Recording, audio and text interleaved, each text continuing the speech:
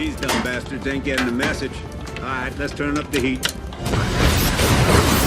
Stellaris Infernals, the next DLC coming to Stellaris on November the 25th, has now had all of its major features revealed. Today I am going to go through in detail the brand new player crisis path Galactic Hypothermia, the 4 new civics, the 2 new origins, the new thermophile species mechanics, species traits, the volcanic planets, habitability and preference type, everything going on basically in this brand new DLC and what it will all mean in game. This video is going to cover 3 large dev diaries, so it is going to be a very, very long one. Make sure that you are comfortably prepared. I'd recommend a drink and a snack. And without any further ado, let's dive in. Let's start with the item that I was honestly most interested in, the brand new player crisis, Galactic Hypothermia. Of course, normally you'll be taking this as your 4th Ascension perk or later, but there is one way of taking this player crisis perk as your very first Ascension perk. That requires one of the new origins. We'll get into that a little bit later. For now though, let's get hot. So the universe began in fire but has cooled down into a dark and hostile place. To thrive, we need to turn up the heat, even if others must perish. Here you can see some events that have triggered. Now, I believe these are specifically scripted for if you've taken that origin. There are different events if you take Galactic Hypothermia as your 4th perk without the origin. There is a brand new resource, Crystallized Entropy, a special project, the new power source. I'm assuming that's for this Crystallized Entropy stuff, and a new megastructure, the Galactic Crucible. All it cost was 80% habitability cap on your homeworld and a little bit of devastation to get this as your first Ascension perk. Wow. Here we have the brand new crisis screen for this player crisis. Just like the other 3 player crisis things you can do, this has 5 different danger levels, from concern all the way up to existential threat. I'm going to assume that getting between each level requires some sort of special project alongside accumulating this crystallized entropy. You can get crystallized entropy for owning volcanic worlds, the new world type that comes with Infernals, creating volcanic worlds, owning red stars, creating red stars, I assume that's red giants, planetary arson, that kind of sounds a bit mean, disrupting ships, and your own gravitational centrifuges. Half of these things I've got no idea what they mean. We might find out a little bit later, but overall, basically, you're trying to terraform or galactoform the entire galaxy into the way you want it, hot and steamy. Let's now look at what each of the different crisis perks actually do, because we have a full list here, ladies and gentlemen.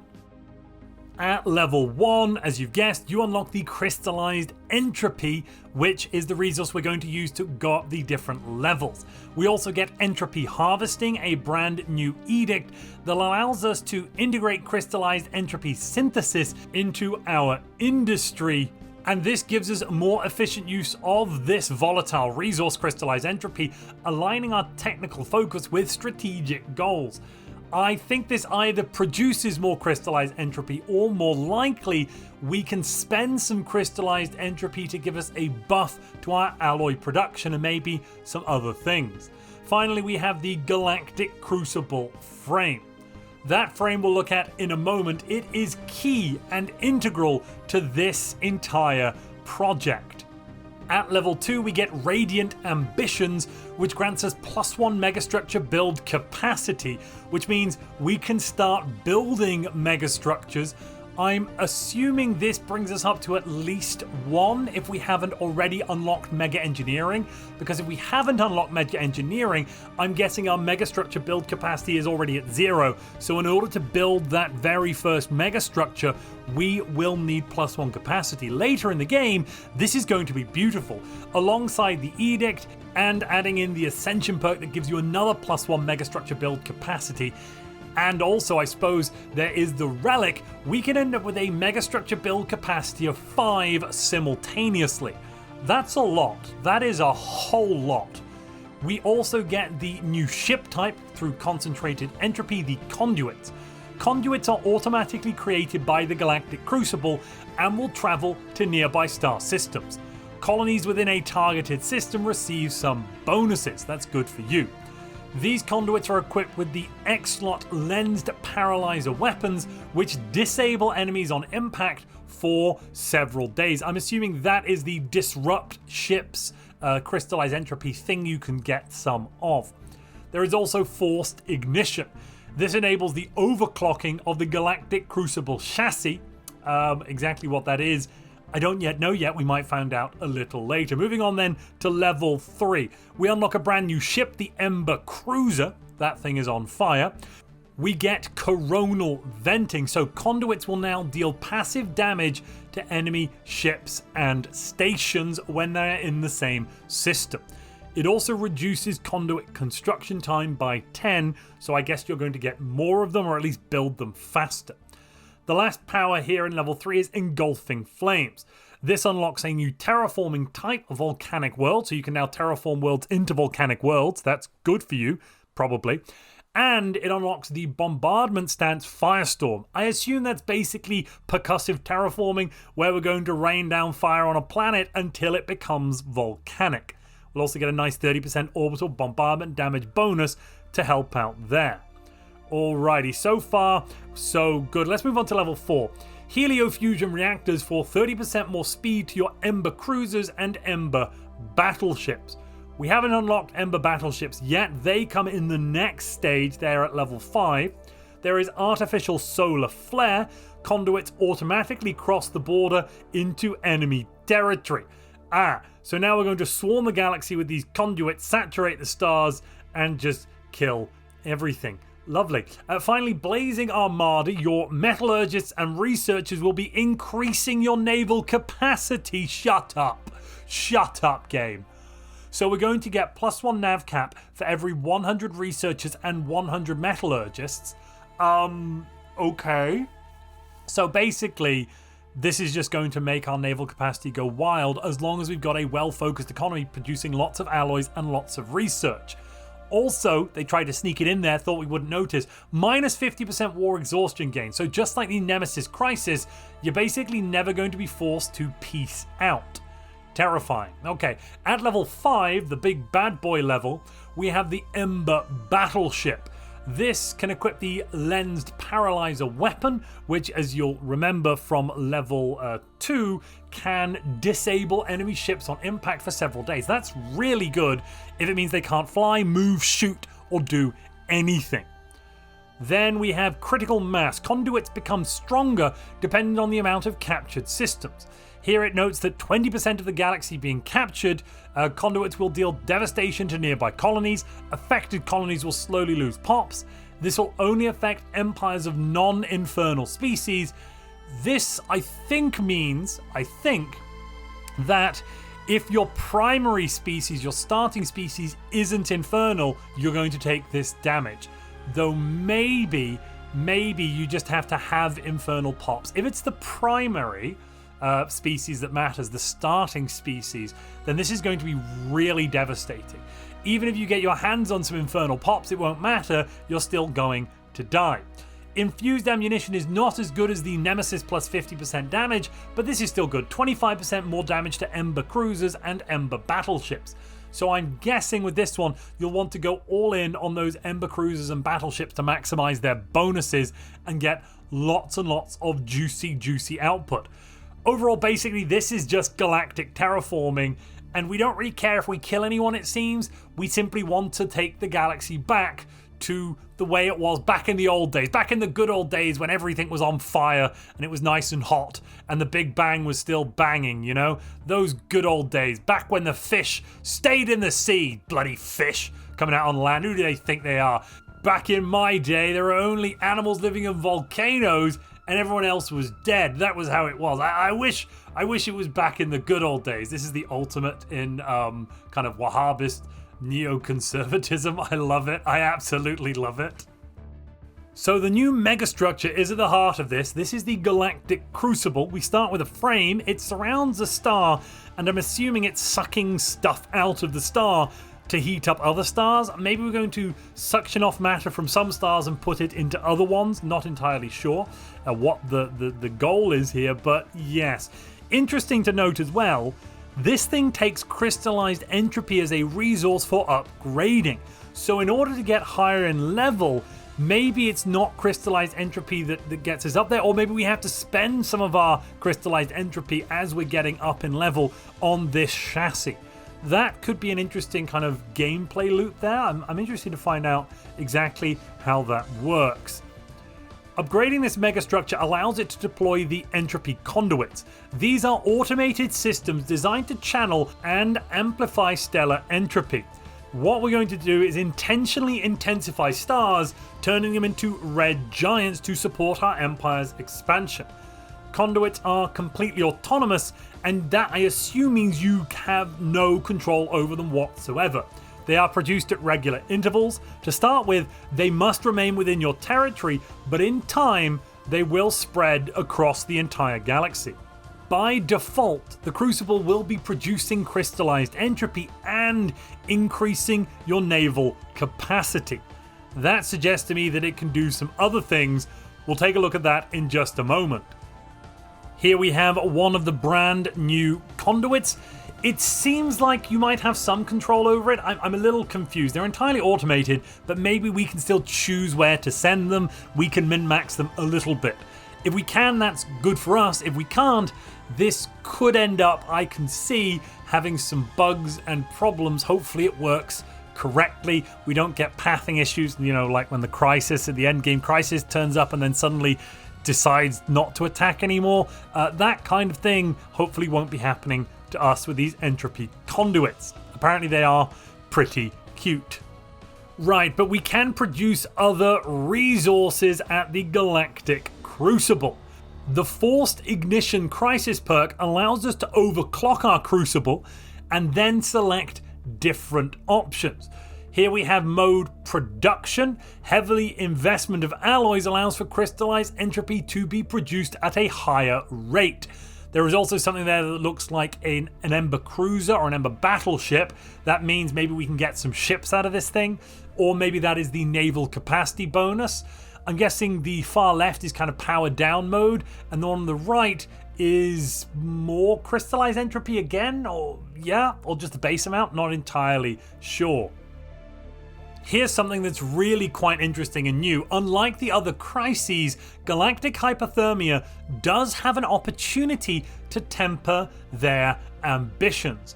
So when you get to level 5, it seems that you get a special project, and you can either fan the flames of war or temper your ambitions and decide to step back from the brink, decide that actually you're not going to terraform the entire galaxy or galactoform it or whatever you want to call it, and instead you're going to let the other forms of life cling to their cold mud balls. It's the coward's way out, but you can choose that. This prevents access to level 5, and you get a special project, Unforeseen Correlation, which allows you to turn the galactic core into a Galactic Crucible Institute. Or you could just decide to go full-on war mode, fan the flames, kill everybody, make the galaxy the way it's meant to be. Come on, Anakin. So, here you can upgrade your Galactic Crucible all the way. And then you can weaponize crystallized entropy. And, the Design Firestorm project will have confirmed your suspicions. It is devastating. Crystallized entropy can be used in a nasty way. And if someone else were to build it first, that would be a problem. So we have to pursue these aggressive applications ourselves. The new Ember cruisers and battleships become available at different points during the crisis path. They are similar to standard cruisers and battleships, but gain additional benefits from the hypothermia perks. Instead of costing alloys to build, they cost crystallized entropy, and also they're on fire, which is pretty hot. The Ember battleships can equip the lens paralyzers that the conduits carry as well, giving them more options. I'm not entirely sure how strong these ships are yet. If they're identical to the regular cruisers and battleships, I'm guessing the main bonuses here, apart from getting small perks to sublight speed and damage, is that you're spending crystallized entropy on these things rather than alloys. Maybe it's easier to generate crystallized entropy, and that way, you're not going to be having any kind of production problems. Completing your crucible, assuming you've gone down the warpath, does not snuff out the galaxy, but it does begin the final phase of your plan. With the crucible complete, you can then secure access to 6 staging systems around the galactic core. Deploying conduits in all 6 systems and then letting them do their work will allow you to reforge the entire galaxy at once. Here we can see the mobilization situation. Basically, the entire galaxy is going to go to war with us because we're threatening their very lives. But we need to do this to finish our special science project, so they should shut up. Sadly, these empires out there might disagree with our climate improvement agenda and thus mobilize against us. We have time to prepare our defenses before they attempt to disrupt our operations. Yeah, there's mobilization. There is another situation. Let's look at that. Galactic Firestorm. Okay, we need to make sure we capture the core systems and hold them. There are 4 stages. I've got no idea what any of these 4 stages do, but I'm assuming this is where the galaxy is on fire, both literally and figuratively. We just need to hold out until the end of it, and then I'm guessing we've won. If we do win, galactic hypothermia has something pretty cool. Unlike the other crises, there is an epilogue. After cleansing the galaxy in flame, if you choose to continue playing, you'll be receiving a relic that concedes thermophilic life suitable for this new tempered galaxy. And that is the crystallized singularity. It's not that amazing for passive effects plus 10% research speed for physics. When you activate it, you'll get 10% more energy, weapon damage and fire rate, 5% more research speed. You'll also get 10% of your physics research income as energy credits as well, and you'll unlock the life-seeding decision on colonizable worlds to create a new primitive civilization, allowing you to seed the galaxy for the first time ever with primitive civilizations after you've won the game. You can basically lord over the new creation that you've wrought and fill it with life. That, honestly, sounds really fun, assuming we didn't have so much late game lag. Maybe if I killed off all the other empires and then I could just reduce my ship numbers to an acceptable number like 50 or 500 or something, and then fill it with primitive civilizations. That could be rather pleasant. If this new player crisis sounds interesting and you want to get your hands on Stellaris Infernals and also help to support this channel, you can do so by using our link down in the description below to grab your Steam key from the Paradox Interactive store, or go to the Paradox Interactive store and use the code MONTUPLAYS at checkout so that a portion of your purchase will go towards supporting this channel. That's the new player crisis that lets us terraform the entire galaxy into a place hospitable for infernal pops. Let's now dive into what these new pops are and what we can do with them. So, if you are an infernal species, you evolve tissues of metallic alloys to grow and thrive on hot planets where traditional organics would cook. These alloyed cells are slower to degrade and are replaced infrequently, delaying the onset of age-related diseases. My god, we're basically almost the Necrons, I swear. And you might call me crazy and say, no, the Necrons are robots, it's entirely not the same. Yes, I understand that, but let's circle back to this a little later and you might see a method to my madness here when I'm claiming these Infernals are kind of Necrons, okay?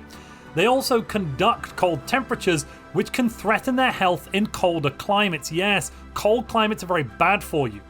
In the Infernal Species Pack, the devs have decided to make them exist somewhere between lithoids and normal organics. Your pops will begin with the thermophile trait, which replaces your food consumption with a small amount of alloys. On the surface, that is atrocious. You don't want to be spending alloys on pops, you want to spend alloys on ships, but maybe it's alright because they give you new ways of generating alloys. You're going to thrive on volcanic worlds, but suffer on colder planets. Under normal circumstances, this changes your habitability preference, replacing Arctic, Alpine, and Tundra worlds with Volcanic. And I think this also basically means you cannot live on Arctic, Alpine, or Tundra worlds at all. They are just completely dead to you.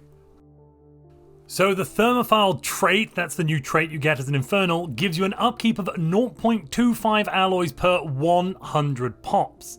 That is a lot. 1,000 pops, you're going to be getting 2.5 alloys. 4,000 pops, which is kind of your starting amount, that's plus 10 alloys in upkeep just for your Thermophile pops. You do get plus 20% Volcanic world habitability, minimum habitability on all Volcanic worlds of 50%, minus 30% habitability on cold worlds, bringing those down to minus 10% at the start of the game, I think, and plus 10 years of leader lifespan. Only 10, I would have expected more, honestly. The preference we get here, granting a 60% base preference on volcanic, deserts, arid, and savanna, and then 20% on tropical, continental, and ocean. So hot worlds, arid worlds, deserts, and volcanic worlds, we're fine living on all of them. They're pretty much the same. If you have both lithoids and infernals, the devs have let 2 of the lithoids be able to freely choose whether to become lithoid or infernal. And that is the humanoid lithoid portrait and the little lava star, the little pion kind of dude thing. No, that's not a pion, is it? No, that is a little fun gemstone lava-esque fellow.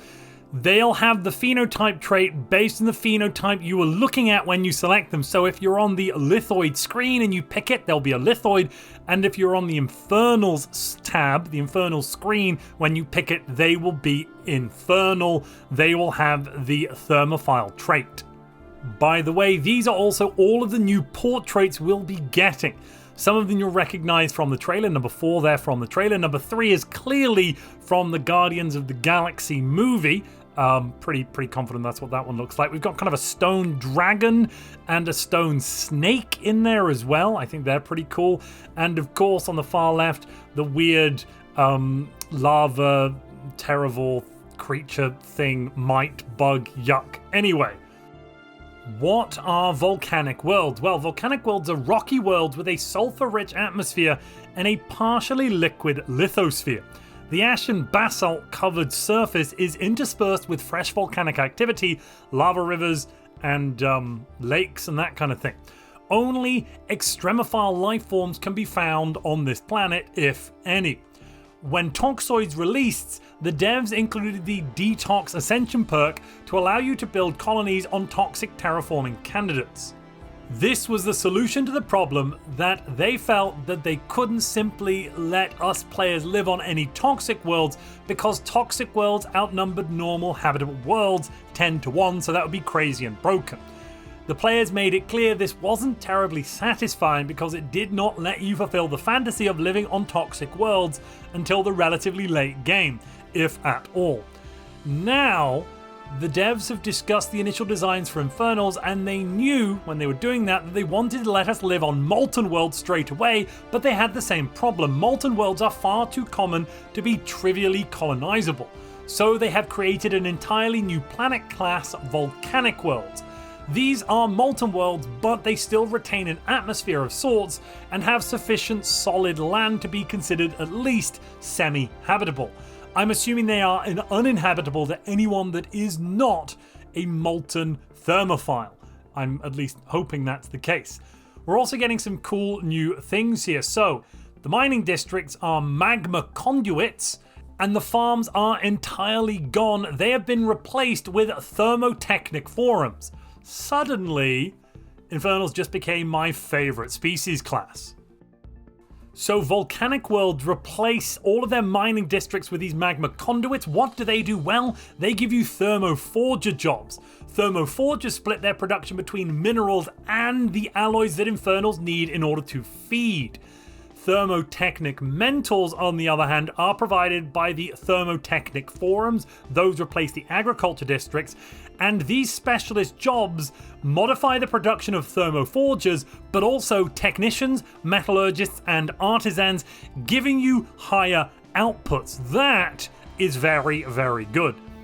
In some of the speculation around Volcanic World since the announcement, some people have suggested the idea of converting toxoids to a similar system using corrosive worlds.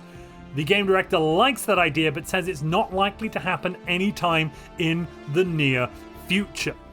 Thermotechnic forums and magma conduits here. Basically, we should be getting enough alloys out of our mining districts now, though I'm assuming at a reduced output of minerals, so overall, that increased alloy upkeep shouldn't be too much of a problem for us. But what's very exciting, what is really quite interesting, what is great, is that you can never have farmers. Instead, you're going to get a job which is boosting your technicians, thermoforgers, that's fine, but mainly your metallurgists, oh my goodness me, and then yeah, fine, artisans. But we have a job here to boost the output of our alloy worker jobs. If this is a base output boost, I'm going to be blown away. They also provide us a small amount of research and some unity. Who wouldn't like this job? It's amazing. Oh my goodness me, yes, yes, yes, I accept. And if you're enjoying this video, please thermotechnically mentor that like button. When it comes to new traits, the Infernals get 4 brand new fun things to do. We have a Crucible Community. You're going to get plus 0.1 Edict Fund for each 100 pops.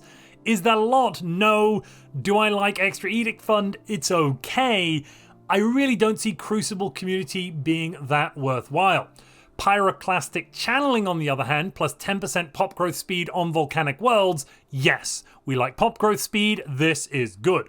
Shell Slag, this is an interesting one. Basically, this is a rare resource trait, but instead of providing something like, your volatile motes or exotic gases, instead you're getting living metal. A tiny, tiny amount of living metal, but living metal nonetheless. Why is that good? Well, if you're producing a small amount of living metal, it allows you to buy it from the market, so it could be viable. Unbreakable Resolve is possibly the strongest of these new traits. This one grants you more stability for every 100 pops on a planet with this trait, up to a total of plus 15 stability. You're going to get plus 0.2 stability per 100, so that means 500 pops are granting you 1 stability. So when you get up to 7,500 pops, which is pretty doable on your capital in the first 50 years of the game, you'll hit that max plus 15 stability, which is very, very good. That's in essence plus 10% additional resource output from jobs. I like it. I like it a lot. I expect that one's probably going to cost at least 3 trait points though, which would be sad. If it's 4, it's probably not worthwhile. At 3, it might be a push. If it's 2, I really like it. I'd be taking that all the time. Once you've taken an infernal species, you then get access to some of the brand new civics. There are 4 new civics coming with Stellaris Infernals. Let's find out what each of them do. So, for regular Empire, starting off on the left here, we have Fire Cult. This one gives you Unity job output increased proportionally with lower habitability, up to 500%. So on 0 habitability worlds, you're going to get plus 500% Unity output. Is that excellent? In theory, no. Could that be abused in a broken way? Let's say you've got a tomb world next to you, colonize it, and start shipping pops over to get plus 500% output for Unity jobs. Yeah, that seems like it might be very, very powerful for Unity rushes. The Scourge of the Volcano faction will form shortly after the game starts. Exactly what that one does, we don't yet know. Then you're going to be replacing your priests with fire dancers and politicians with fire oracles on planets with habitability lower than 50%. You can also recruit Ember Legion armies on planets with habitability lower than 20%. So in essence, with Fire Cult, you kind of want some of these low habitability worlds knocking around in your empire. Maybe a volcanic world or a tomb world or just something like an arid world. You don't have to be infernal in order to take Fire Cult, interestingly. And you must not be aquatic or ocean paradise or anything like that. You also have to be some degree of spiritualist. I'm guessing you could also take Infernal and then settle some ocean worlds to then have a fire cult giving you lots of bonuses on the ocean planet. Not sure how that works thematically, but yes. You'll also get access to the Blazing Scourge planetary decision, which creates Blazing Scourge blockers. cool. Then this will synergize with superstitious beliefs, exalted priesthood, death cult, aristocratic elite, and merchant guilds, because I'm guessing those fire oracles and fire dancers produce things like more unity, more output there.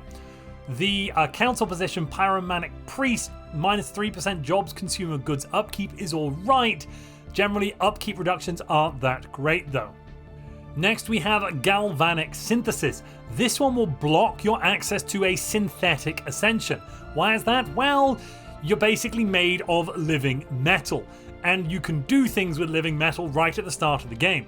You'll start with living metal tech already researched, and your homeworld has a living metal sediment, so I'm guessing you're getting some income of living metal straight away. You'll get access to the centrifugal siphoning and modular growth compounds edicts. I'm guessing you spend living metal on those to get some bonuses. And you'll get access to living metal components, regen armor, and reshaping projectile accelerator. Really interested to find out more about that weapon. Hopefully it's actually good. Then you get access to the planetary decision, distribute living metal. You can recruit mimetic strike force armies. Okay, so we're kind of playing as the founders from the Dominion, except with metal rather than just gelatinous blobs. That could be interesting.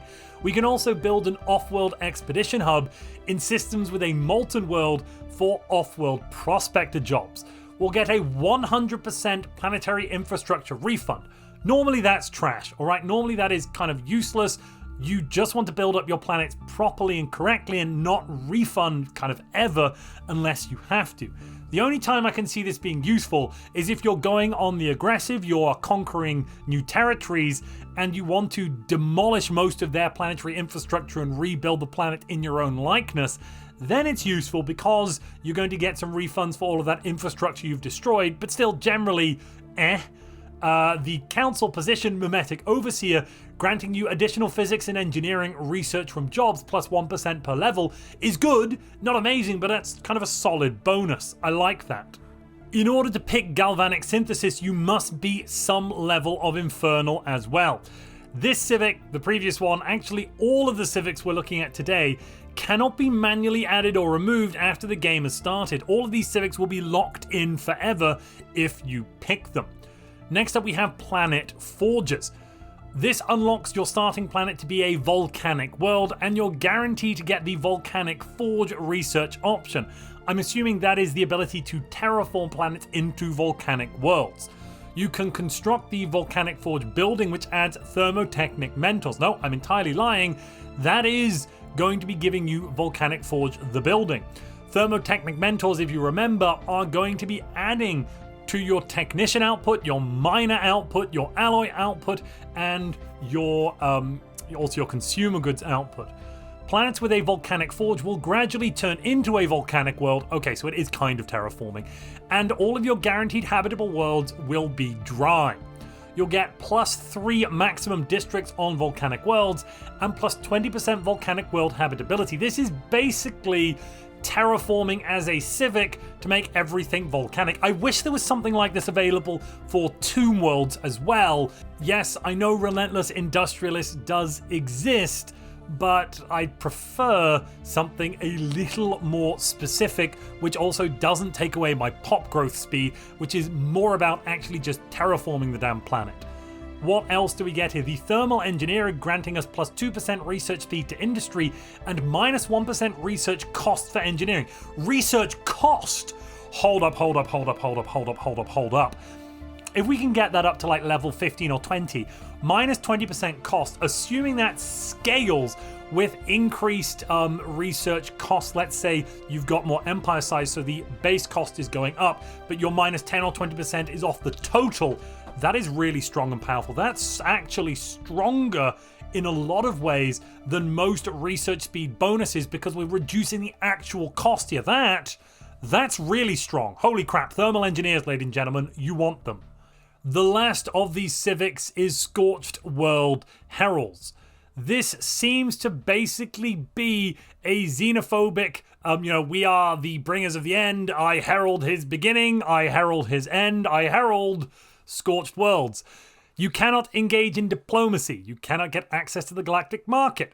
You have the cleansing blaze war goal on all other species, and you get unity when bombarding planets with firestorm bombardment stance.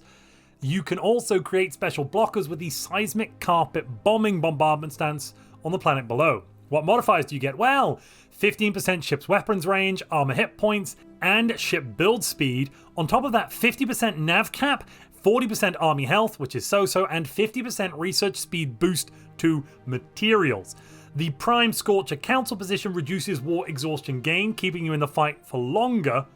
What I'm really sad about is the fact you can't stack this with Fanatic Purifiers. It's basically the Volcanic World version of Fanatic Purifiers, which is really cool and really fun. You must be an Infernal, and you have to go out and conquer kind of everybody. I think Scorched World Heralds alongside Planet Forgers will be quite an interesting and thematic run, and I can see an origin that could also work really well with this as well, to push us then finally into that crisis path as the first perk. That could be a lot of fun when combined together.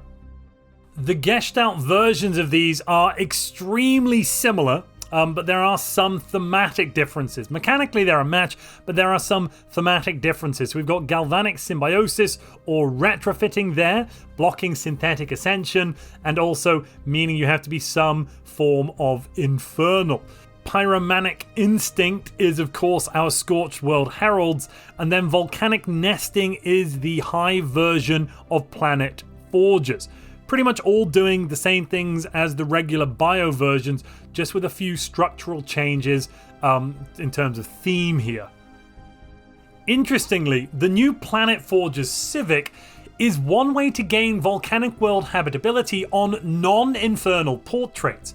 You're not required to have a volcanic homeworld, but the Civic does remove Arctic, Alpine, and Tundra worlds if you so choose. Here we have the United Volcanoes of Earth, a preset empire, I think, one of the new presets, and this one has Planet Forgers as the Civic.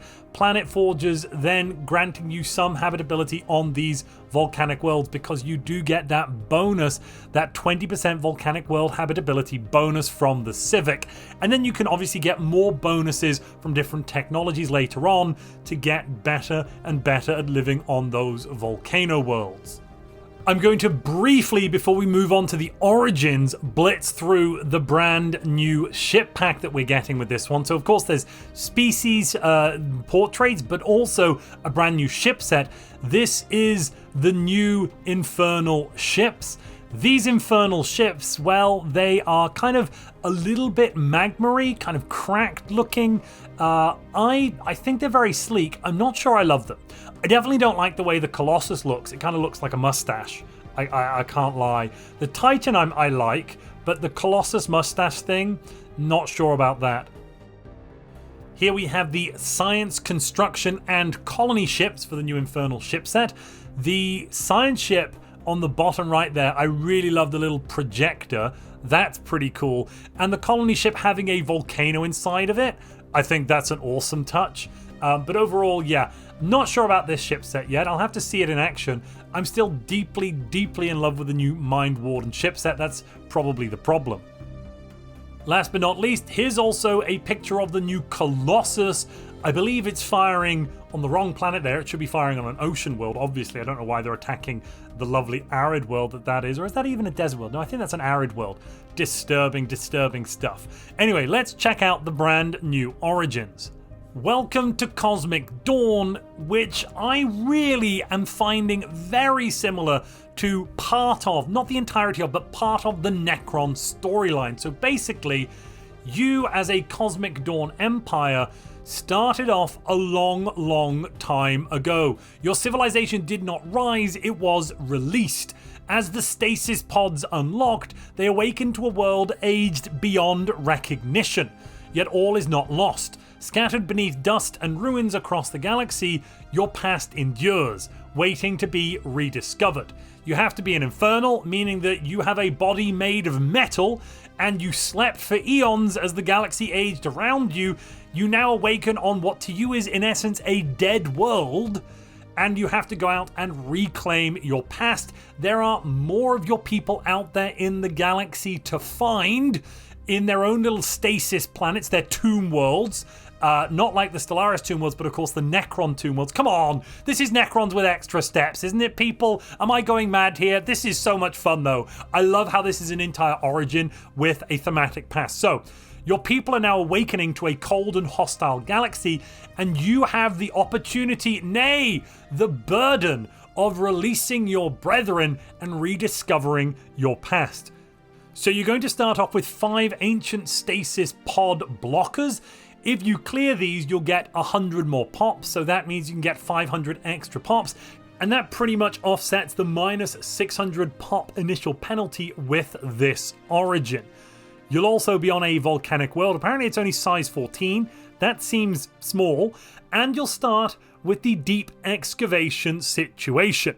Targeted scans find evidence of sophisticated facilities buried deep beneath the surface of your homeworld, increasing in size and complexity as they approach the core.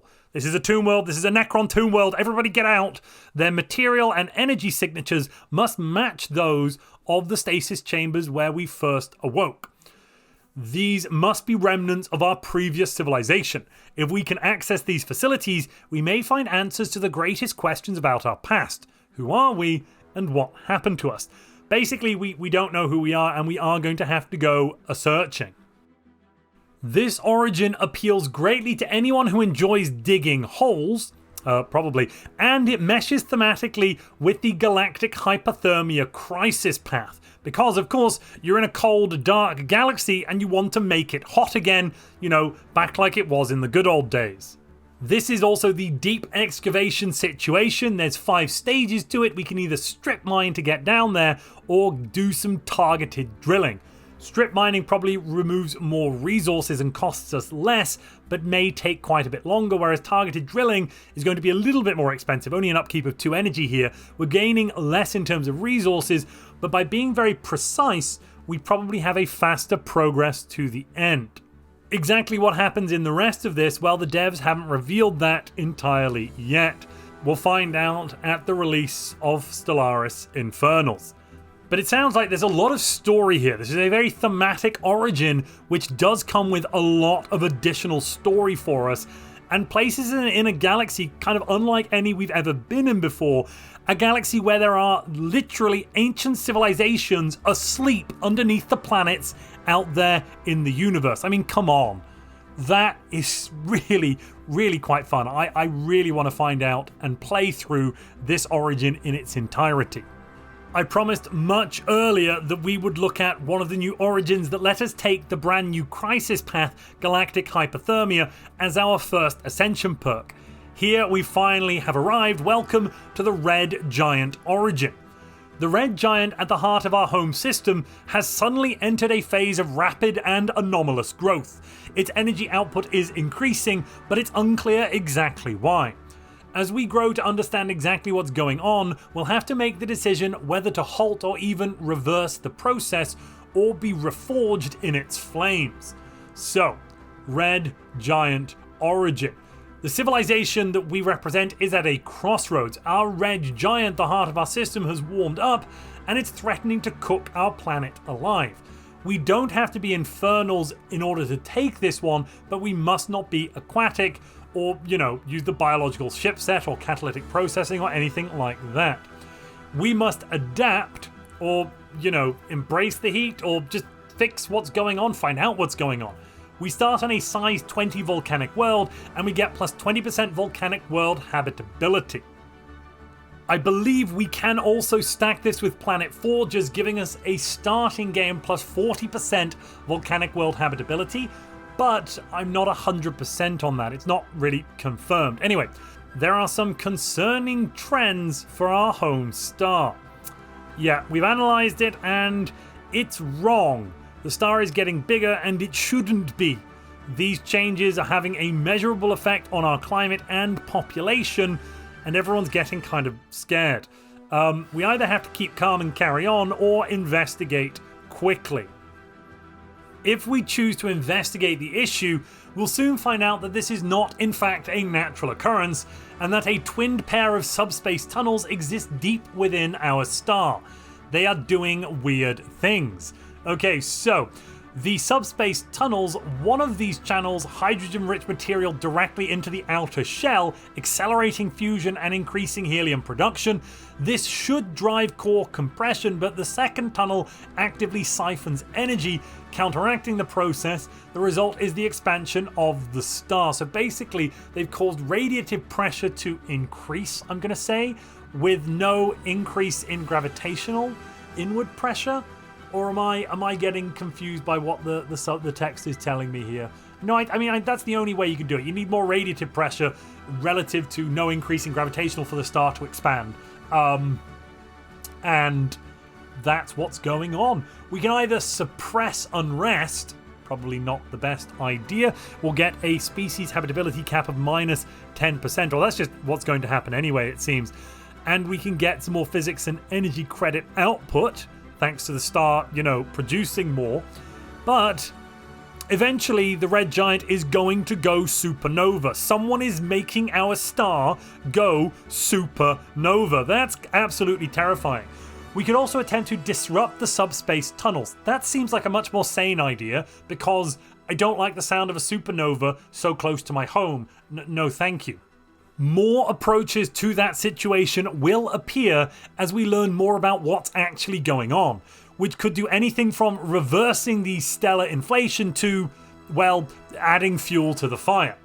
So here we can see that there are a bunch of kind of situation log things we need to go out and check on, mainly triangulating the subspace interference to understand where on Earth these weird tunnels that are both leveraging matter into and out of our star, well, where on Earth are they? And that means we actually have an enemy out there in the galaxy that we can go and find. I mean, I have to assume they're an enemy, given they're trying to make our star go supernova, for God's sake. You will also have the opportunity to either exploit this phenomenon or hide behind our scientists begging them for protection. We could attempt to protect our homeworld from the supernova. That seems like the sane, rational thing to do. Or, get a special project for thermal exploitation. The text here basically says, this is fine. As the star grows, the planet modifiers may change. However, yes, unstable giant here, giving minus 20% species habitability cap, habitability, species minimum habitability, but a little bit of a boost to physics and energy credit output. Maximized solar output, on the other hand, that seems great. 30% more physics output and 10% more energy credits. Yes, excellent.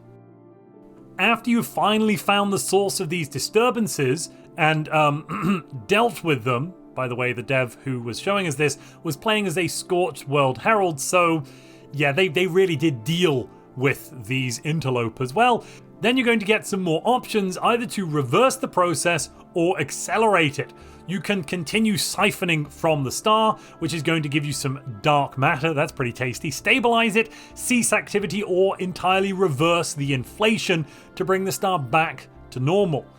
On top of that, the subspace mining operation may give you access to crystallized entropy, or at the very least, let you know about the existence of crystallized entropy. If the star keeps expanding, it will not only get bigger in the game, but it will also begin to eat the inner worlds of your home system. This, in theory, is bad. In practice, I assume it's also kind of bad as well, actually. But, then you get to see a supernova real close and personal. Think of the scientific data you'll uncover by getting a front row seat to an exploding star. Oh my god, you'd have to be mental. Right, so what happens when you then complete the situation? Quote unquote.